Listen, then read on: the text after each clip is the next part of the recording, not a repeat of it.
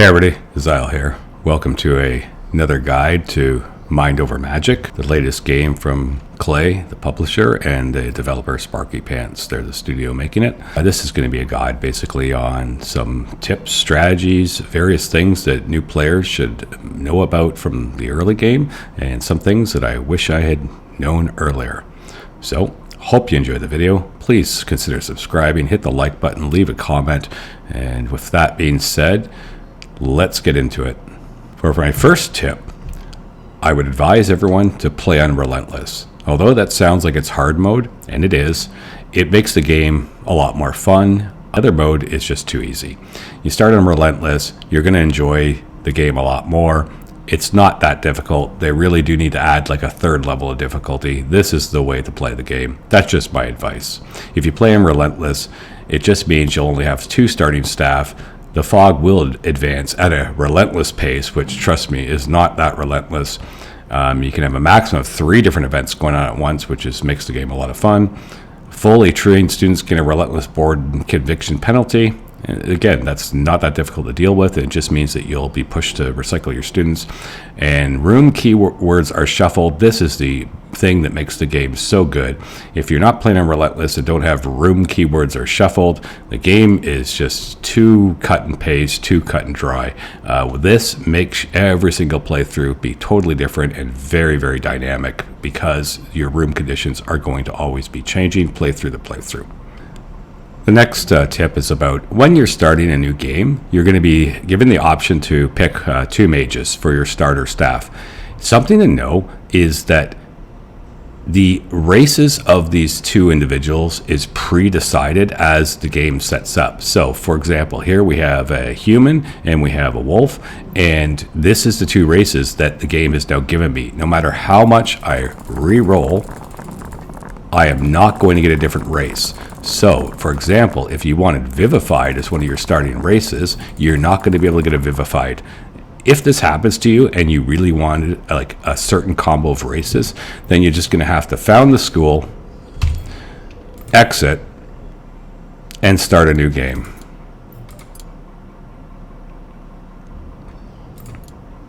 And now you can see I have 2 different ones. I have Vivified as my race, and I have Wolf as my race. And no matter how many times I re-roll it, it'll always be Vivified, and it'll always be a Wolf. And these are actually very good races to start with. Again, it doesn't matter, but one of the main things is when I start, if I want a particular race, I know to exit the game and restart.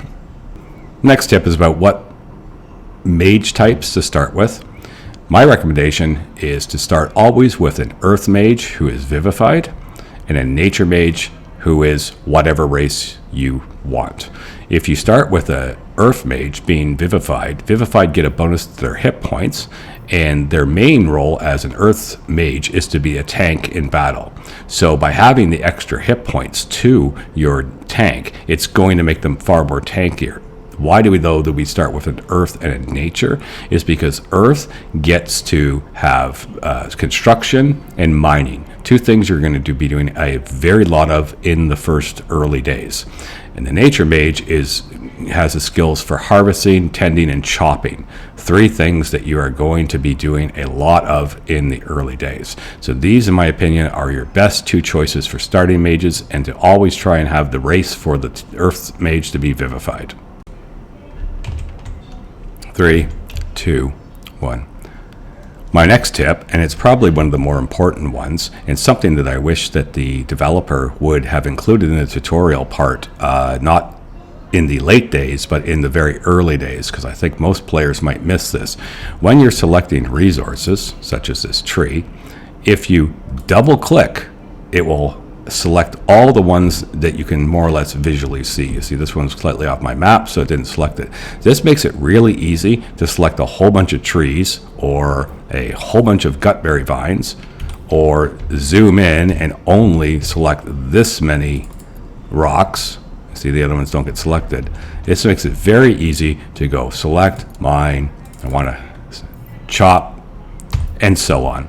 I think that's a very, very important tip for new players to know, as well as the T button will give you a tilt mode so that you can actually see everything just a little bit better. I think that's a very, very important tip, and I hope that Clay will change the way that they introduce the tips to players so that the new players will immediately understand about the T button, and especially about double clicking to select a whole bunch of the same type of thing.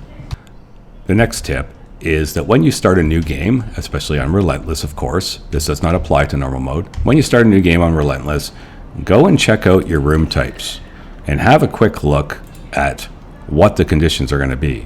For example, austere bedroom, something we often build early, this has to be elevated.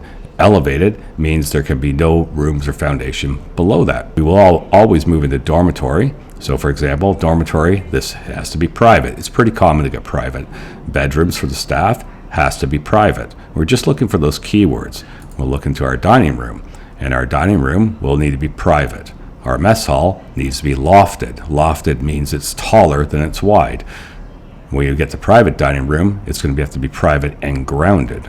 Our workshop, something we build very, very early, needs to be grounded. And again, this changes game to game when you're playing on Relentless. Our scullery, if we're going to build for cooking, it's going to have a skewed, which is again 3 blocks taller on one wall than on the other wall. And you just go through and have a good preview of the major rooms that you're going to be building, so you have a general sense of what conditions those rooms are going to need to have. So as you're planning out your initial base, you know, oh, I have this 3 rooms that must be grounded. I know that I'm going to have this many privates and so on. And it could be a general idea, a sense of the direction you should go for starting to flesh out the early base. The next tip is that do not fall in love with your starting mages. They are going to be replaced as quickly as possible. Yes, it might take 20 days or so, even 30 days before you get around to replacing them, but they cannot upgrade their wands. So they start with Earth Wand 1 and Nature Wand 1, for example. The wands cannot be upgraded.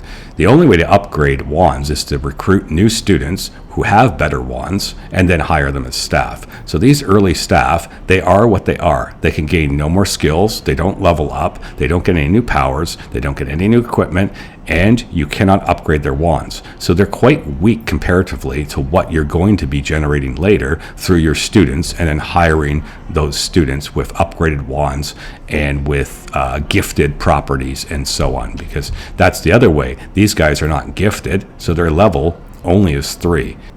They are stuck at that. But if you were to summon gifted students, when you can, they're going to be able to go to level 4, and if you add wand 2 to them, level 5, and so on. So your students are going to end up being far more powerful than your current staff. You're going to hire some of those students, and you're going to retire these staff. So do not fall in love with your starting staff. They are expendable, and they will be cycled out. The next major tip is about not falling into the recreation trap. Craving recreation and trying to solve this is a trap. Normally we would do it with the electrophone, and we'd be trying to solve this craving recreation. That is extremely exhaustive to do to their schedules. So here you can see on one of my playthroughs, I'm at almost at day 60, and we go into research, and we will see where I could get the enchantophone is pretty early in the game, and you'll see it's off to one side, and I still have not researched it. The amount of research I've done is extensive, and I have not bothered with this. It's a pretty simple reason why. And again, this may get changed in the future, but for now, this is how it is. We go in status conviction, you can still see here I am at day 60, and I still have all of my staff and students craving recreation. Recreation works like this.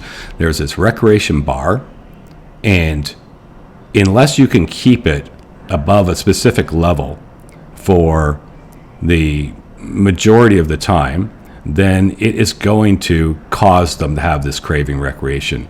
The only way, though, that you're going to be able to use the electrophone and get it so that they get enough recreation to never have it fall to where it's causing you that -10 conviction is if you can fill up 24 hours every day, because that's how long a day is, 24 hours. So you need to basically get it so that at least once a day you're over 24 hours, so it never goes down to 0. Now, if you could keep it half full, then you would only suffer -10 for half of the day. This is one of these things that takes time if you want to fight against it.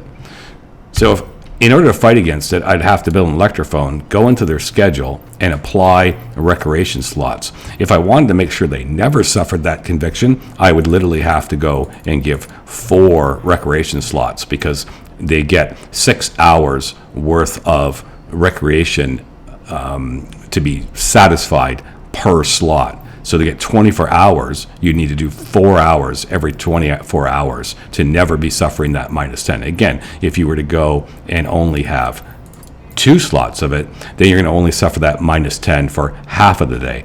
Here, a quarter a day. Here, the whole day. Because it takes time for them to do that, that's why this is the worst way to try to deal with your conviction. There are so many other ways to deal with the conviction. There's no reason to ever spend their time, which is limited, and there's a lot to do, going and dancing to get some slight reduction of the conviction to it. And if you really wanted to eliminate -10 for the entire day, that would be a lot. Simply by having private bedrooms, for example, or bedrooms and mess halls and better food and so many other means will cause the same type of lift against that. So the electrophone and trying to satisfy their recreation in their conviction, this craving recreation, is a trap. I would suggest doing it every other way, and you're just dealing with this at -10. It is the easiest way to do it. It's the most efficient way. The next tip is about quilting. Quilting is another thing I didn't get into until quite deep in the game, and then realized how important it is. First of all, quilting is done in a spindle. A spindle can be put anywhere and used. If you want to get bonuses to it, if you simply put it in a workshop, then they'll get a plus 25% speed. It also does have its own room later on in the game that you can build an atelier, and you get a plus 100% rate and a plus 100% of their lifetime. Yes, you should work towards this later game, of course, because it just doubles the amount of time the quilted will live for. But what are the quilted? Well, you have a variety of them, and we'll go into research and have a look. It's all in the dark area. Now, it is quite easy to get the spindle and the first recipes unlocked for arcane scrolls. This can be done extremely early in the game. And I think it's really important to get it done extremely early in the game, because what you're going to be able to do is to create a quilted carrier. These are little machines that run around and haul things. And you will be able to get a quilted sweeper. These are little machines that run around and clean things. So if we look down here, we have some of them roaming around. Down here, here we go. Quilted sweep. It's going to last for another 1.7 days. So you see them. They're just waiting to go and clean anything. Everything these guys do means your mages aren't doing it.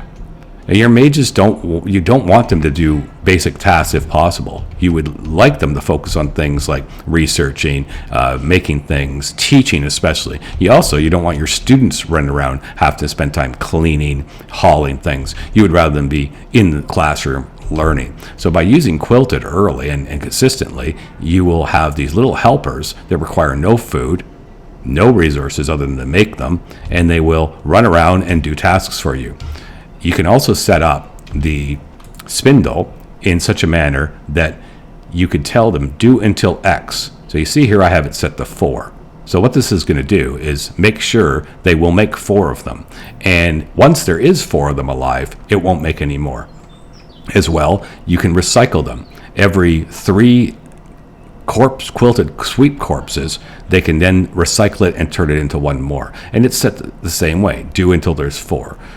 With the carriers, same thing. I have them set up, do until there's 4. So that will just mean that your mages will make sure there's always 4 of them active. How many do you need? It depends on the complexity of your base. Maybe 2 would be good early, and 3 later, and so on.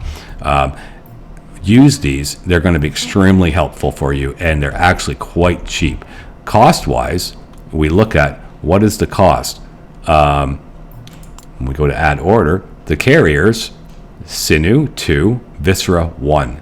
This is extremely cheap. You can make these very early, and you have this free labor that's going to help you. It's down here, Sinew 1, Viscera 2. Extremely cheap to get going on. But it expands out from that. Later, you can get unlock miners, and it's not that far down the tree either. So one of the next ones you can do, and it won't cost any scrolls, is to get quilted miners. Just like the name says, these things are going to go out and mine stone and iron and the mining for you, meaning that your mages can do less of that. They also work 24 hours a day. They don't sleep. So you can get these ones going on, and they cost 4 ectoplasm and 4 viscera. That's not very expensive either to have some people mining, and again, easing up your mages so the mages can focus on crafting, teaching, battling, healing, all the things that we need them doing. But furthermore, 8 arcane scrolls and 3 of the adept scrolls, and we can unlock lumberjacks who can chop down trees, as well as handymans that can repair, and we can just get those going as well. All these little workers are going to be so useful to you for easing up the work detail of the mages and just making sure a lot of basic tasks are being done. So my recommendation is make one of your early mages after you get into the game to be a dark mage.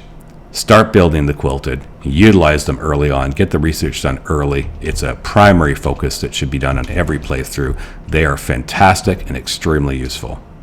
The next tip is about when you're bringing in students.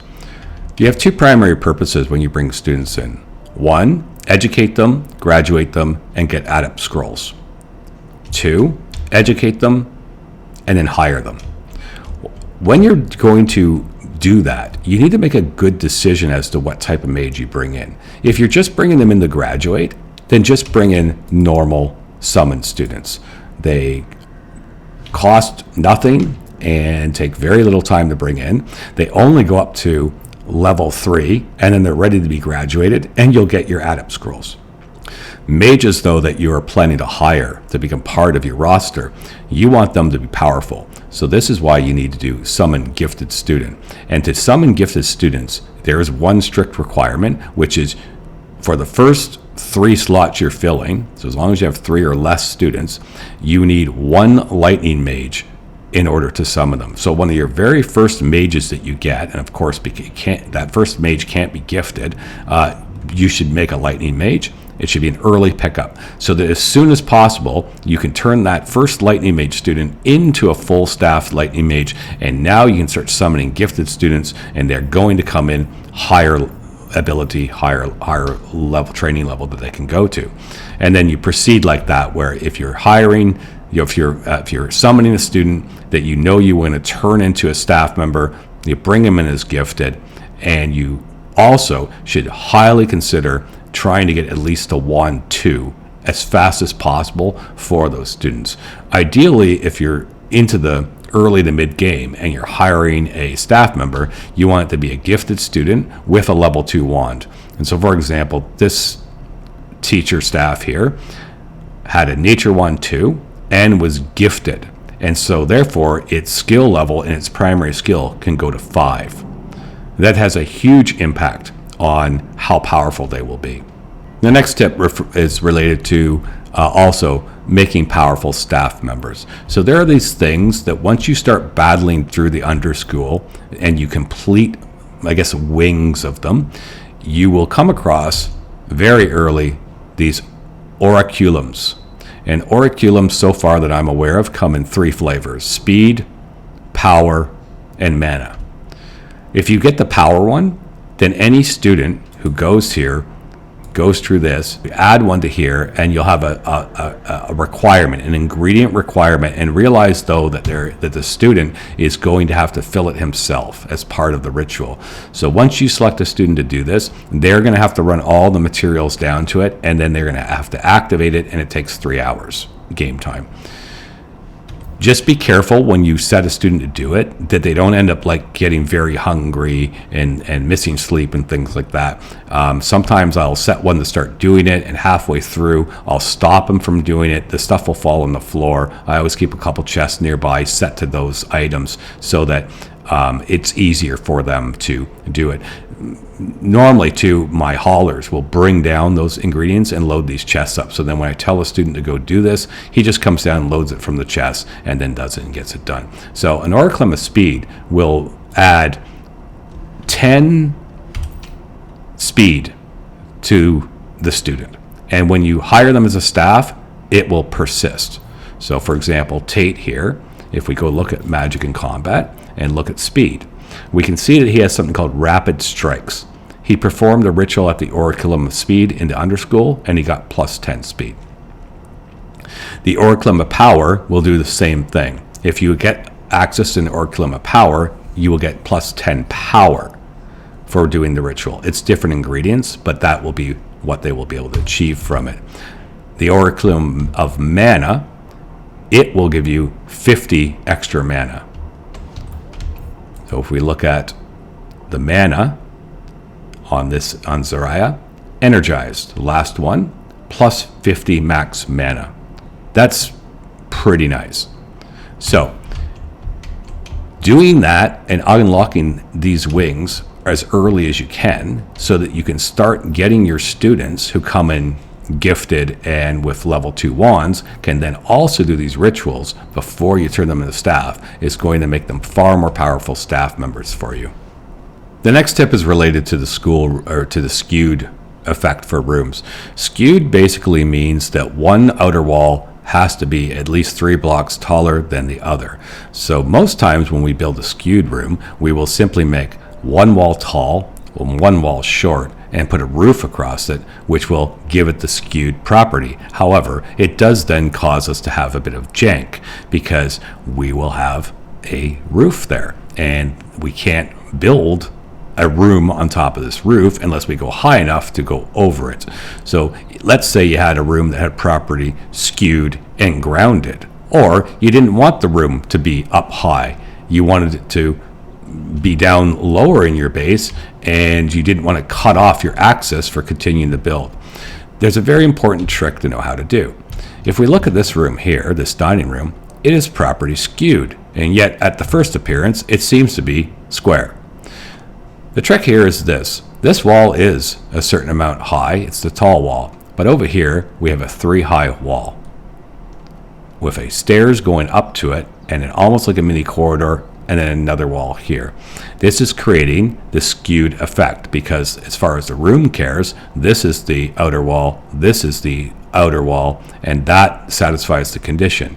But we have managed to create it where it is a squared off room and we are able to build above it. It does require, of course, to have maybe a little bit bigger of a room, but at least you're not having a roof going from here to here and now that it's all cut off and all janky. And that way we can square in skewed rooms quite easily. So even if you had a room that was skewed and grounded, you could still satisfy the condition simply by setting up that inner wall with a staircase and then where they can walk through it. The next tip is about void mushrooms. We all know void mushrooms. They grow in dark rooms. They will then try and drain mana from mages who go into the room with them, which will cause a -10 conviction to the mage for 8 hours, I believe. So they're very annoying, and so the solution to them, of course, is to keep our whole school well lit. We want all these rooms are considered lit, and therefore we will never get Voyageshrooms growing in these rooms. However, we do need to farm Voyageshrooms because they are required for some recipes. That gets a little bit awkward.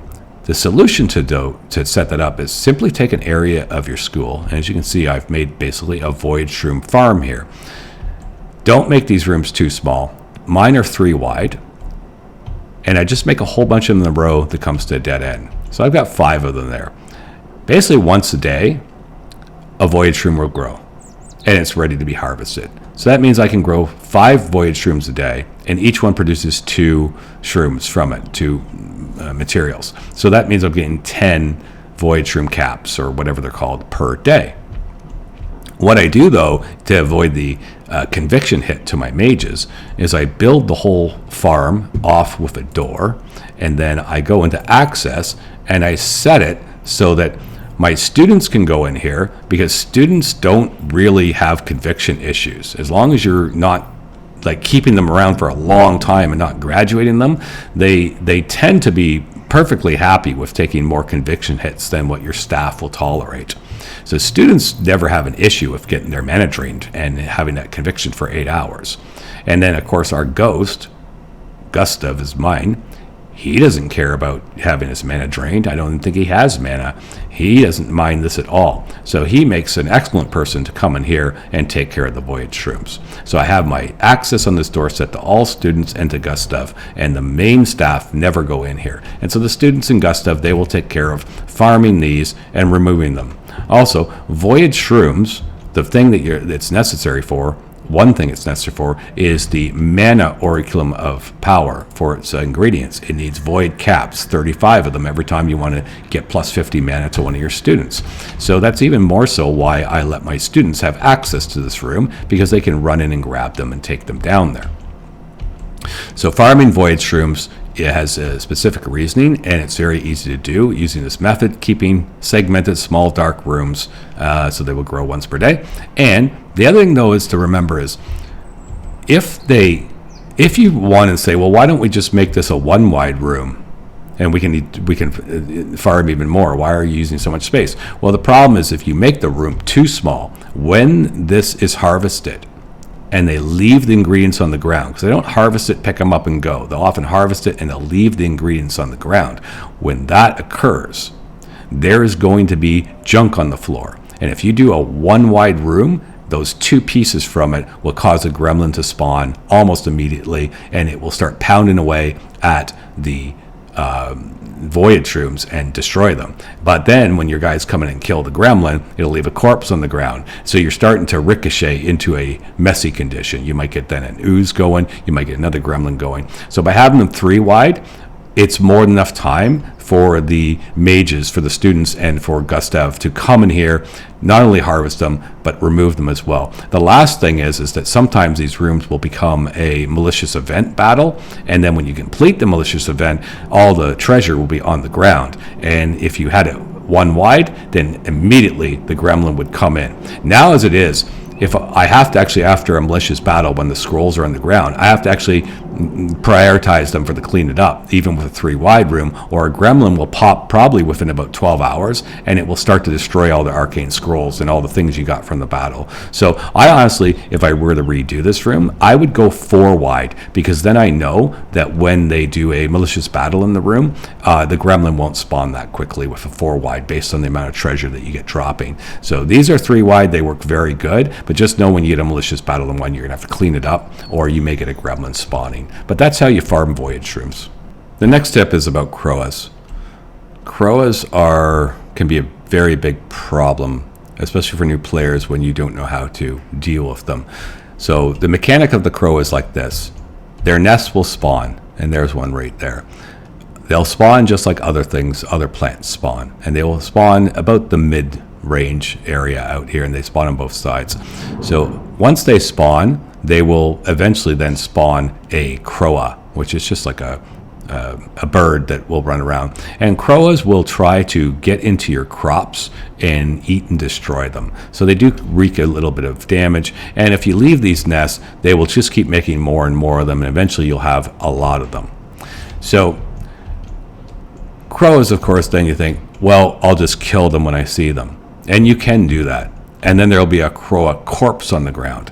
Unless you've told your midden jelly to do something with corpses, and I set mine to brains on infinite, so if there's ever a Crowa corpse out there, they're going to pick it up and process it.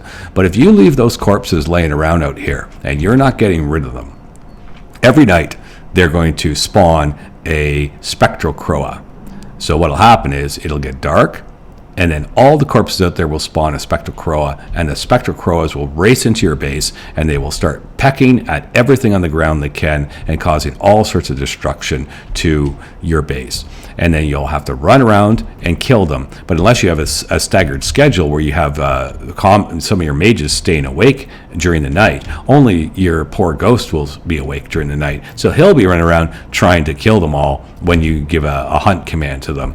And then by the morning, when the mages are up, all the spectral crows despawn. So unless you've got a fire mage that you're having stay awake during the night in order to take care of them, it is going to be a big problem, and it will just snowball. So the way you deal with these is, if you do need brains, then of course let them spawn selectively. Determine on your menu, right at the bottom under animals, how many Crowa nests do you have? And I have 2, and I'm pretty comfortable with that. I don't mind having a couple Crowas show up, and then I can kill them. They take their corpses, they turn them into brains. I have a use for brains. That's fine. But there is a point where maybe you don't want that at all. So you periodically have to check this. Simply click on it. It'll zone you to the Crowa nest. Hit destroy with a priority. Click the next one. Go to the next one. Hit destroy with a priority. As well as if you see that there's Crowa, you could click on the Crowa and it would take you directly to it so you could deal with it. So that is about Crowa and how to manage them. And again, when you first start getting spectral crows and Crowas coming at you, it can be pretty devastating. Last thing is, the normal crow want to come in your garden and eat it. However, they're very afraid of humans, so it's really only at nighttime that they will come in here and actually start doing damage. During the daytime, your mages are working the crops, so every time they see one, they're going to kind of run away. And even if you attack them, they'll flee while you're firing at them. There is a device called a scarecrow, which is kind of like a scarecrow, and it would cover maybe a square area like this, and you just plant it right in the middle, and then of course when the Crowa sees it, it would run away from it, and that's not that great of a solution because they're as afraid of humans as anything. The true solution to it is just kill them. Manage them and kill them. Now, certainly you can put your scarecrows in here, and remember, it will cover a specific ground area. Don't try and put them like here to prevent them from coming. Put them covering your garden areas, and you'll see if you select one that it will light it up like that. Here it is. So you can see if I tried to place it, it shows you the ground area it's going to cover. So if I put it there, it covers that area. So you'd set it in your garden and it would cover a specific area of the garden. But I don't recommend using them. I just recommend managing them, killing them when you don't want them, but mostly just getting rid of the nests. If you just maintain destroying the nests, then you never have any issues with them. And when you do get 1 or 2 because you forgot to destroy the nest, you just kill them and set the midden jelly to doing something with the corpse so we remove it and we don't get the spectral crows showing up at night. Next tip is about how you build things. We all tend to start out and we have this footprint here. We build our school based on that foundation and we start to grow up. However, you can get unlocked fairly early these pillars. These are outdoor ground supports, and it allows you then to build on the grass. You also get foundations very early and allows you to build foundations to build upon. However, something to keep in mind, there is no requirement that your whole mage school has to be connected. You can build multiple buildings. This does not need to be here. I could have this cut off and this could be a freestanding building, and as you can see there's grass here, so even the foundation is not connected. You can build as many buildings as the terrain will allow you outwards. You can have 7 different small buildings if you want. There is no strict requirement that the whole thing must be connected or the whole foundations must be connected. So feel free to have some independence to how you build things. Of course, the tighter you build, the more efficient it is. But you may decide that you want to build small little townhouses for all your specialized mages and specialized classes and so on, so that they can take advantage of all the extra perks as well, where you might want to be building the more advanced dining rooms and bedrooms, which will have all sorts of weird requirements, and you may end up having to have strange little setups like this. This is a 3-room designed for a specific type of mage, for a dark mage, where the classroom for the dark mage will be here. And then he will have a bedroom satisfied with the conditions here, and then a dining room satisfied with the conditions here. And again, it's because it would have lofted, it needs 3 great windows, etc. Maybe it needs skewed as well, and so on. Why it's you may have to build pretty janky, and it'd be really, really hard to try and fit that into your main structure. And also, you may end up going way too tall, which would be less efficient because of the amount of stairway they have to go down. So when you start getting building for your specialized mages, you can just start building little self-contained townhouse type units with their classroom for those specific skills wired right into it, or whatever you have them doing. You could have craft rooms and so on. So that is a tip to know, that you do not have to have the whole thing connected. You do not have to build your foundations out evenly in order to build wider and wider. You can use ground supports, you can use foundations with supports, and these can all be independent buildings as far as the map can go. But remember, the fog will be always ever present, trying to push in on your school, and the bigger you get, the better you better be able to control pushing it back. But there certainly does come a point in the mid game where the fog is generally pushed pretty far out all the time, and you can start building a garden out, you can start building extra buildings, and you can start really expanding the size of things. And the last tip is simply that the craft stations, the beds, your medical beds, all the things you're building to use, none of them require a room type. You can build beds anywhere you want. You can build a wand shaper anywhere you want. You can build your research stations anywhere you want. You can build your medic beds anywhere you want. You can build your ritual sigil anywhere you want. You can build dining tables in any type of room. Just because these rooms have conditions, it's to get the bonuses against conviction or the speed. That's the only reason for it. You go look in rooms, for example, you can have a learning stone anywhere. But if you have it in a basic classroom, they'll get a plus 50% learning rate. Bedrooms, you can have a bed in any room and it could just say schoolroom. It doesn't have to be special. But if it's an austere bedroom, they'll get plus 2.5 conviction. If it's private quarters, they'll get plus 15 and so on. Same with dining rooms. You can have your dining tables anywhere you want, but if you have them in the specific rooms, they'll get the conviction bonuses. So everything about this is getting bonuses if you have those devices in specific rooms. So don't stress out too much in the early game if you find that you just can't fit something in the way that you want to fit it in, and instead just throw it where you need it. So for example, if I really wanted to, I could have just had my spindle anywhere down here in any room. It could have been this room. The only reason I have it up here is because I'm trying to build that Atier so that it can get the bonus to their lifespan and the speed that the mage does it at. Medical beds, they don't have to be in an infirmary. You'll just get a healing bonus if they are. You can put your medical beds down in the underschool area if you want to. In fact, you can build them down here if you wanted to. I can put medical beds in here and they'll get the heal. They'll be able to heal. They're not going to be able to heal if you don't have medical beds. So don't concern yourself about getting an infirmary set up. That's just going to give you a plus 5% healing bonus per hour. It's not going to give you the ability to heal. So all items can go anywhere you want. The only reason you want them in rooms is to get the bonuses. And that's a bunch of tips that I have for today, and I hope that you found them useful and they help their understanding and gameplay for Mind Over Magic.